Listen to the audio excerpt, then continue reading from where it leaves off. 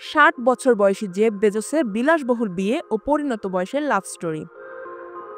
60 বছর বয়সে এসে জীবনের নতুন অধ্যায়ে পা রাখলেন বিশ্বের অন্যতম ধনী ব্যক্তি অ্যামাজন প্ল্যাটফর্মের প্রতিষ্ঠাতা জেফ বেজোস। তার পাশে এবার জীবনসঙ্গী হিসেবে এলেন 55 বছর বয়সী সাংবাদিক ও হেলিকপ্টার পাইলট লরেন্স সানচেজ। ইতালির রাজকীয় প্রাসাদে বিলাসবহুল 3 দিনের বিয়ের আয়োজন, সবকিছুই যেন এক স্বপ্ন। কিন্তু এর বাইরেও অনেকে আবার এমন বিয়ে নিয়ে প্রশ্ন তুলে বলে, এই বয়সে এসে আবার বিয়ে, এটা কি ঠিক সিদ্ধান্ত? আজ আমরা জানব কেন 60 বছর বয়সে বিয়ে করা শুধুই আবেগের বিষয় নয়, বরং হতে পারে এক পরিণত সিদ্ধান্ত। প্রথমত, এই বয়সে মানুষ জানে সে কি চায়। চীনের এক গবেষণায় বলা হয়েছে, কম বয়সে বিয়ে করা দম্পতিদের মধ্যে বিচ্ছেদের হার বেশি। আমেরিকানদের মধ্যেও যেসব দম্পতির বিয়ে ভেঙেছে তাদের অনেকেই 25 বছর বা তার কম বয়সে বিয়ে করেছিলেন। তরুণ বয়সে জীবনের উদ্দেশ্য বা পছন্দ অপছন্দ পরিপক্ক হয় না, আর্থিকভাবে থাকে অনিশ্চয়তা। কিন্তু বয়স বাড়লে মানুষ নিজের অনুভূতি, সীমাবদ্ধতা ও প্রয়োজন সম্পর্কে অনেক সচেতন হয়ে ওঠে। দ্বিতীয়ত, এই বয়সে সিদ্ধান্ত হয় অনেকটা কম ঝুঁকিপূর্ণ।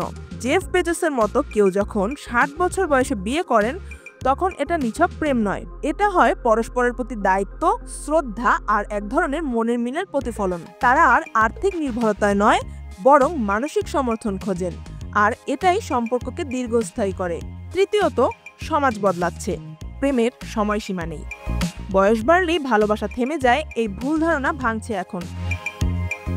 Jeff Bezos, Harrison Ford, Salman Rushdie থেকে শুরু করে অনেকেই 50-60 পার হয়ে নতুন জীবন শুরু করেছেন। কারণ ভালোবাসা কখনো ক্যালেন্ডার দেখে আসে না, বরং অভিজ্ঞতা থেকেই আসে। নির্ভরতা আর পরিণত বয়সের সম্পর্ক মানেই সেই গভীর ভালোবাসার উপলব্ধি।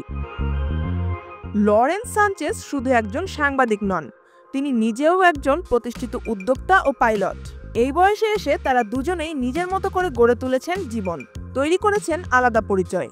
এখন তাদের সম্পর্কটা হলো সম্মান আর সমানতায় গড়া এক বন্ধন।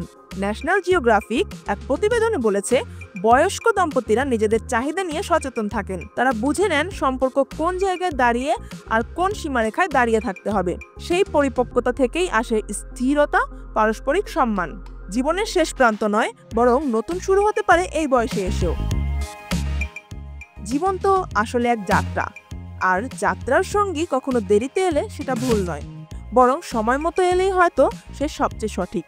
জেফ বেজোস আর লরেন্স সানচেজের এই নতুন অধ্যায় আমাদের মনে করিয়ে দেয়, ভালোবাসার কোনো বয়স নেই, এটা শুধু অনুভবের বিষয়, শ্রদ্ধার বিষয় আর হ্যাঁ, পরিণয়ের বিষয়।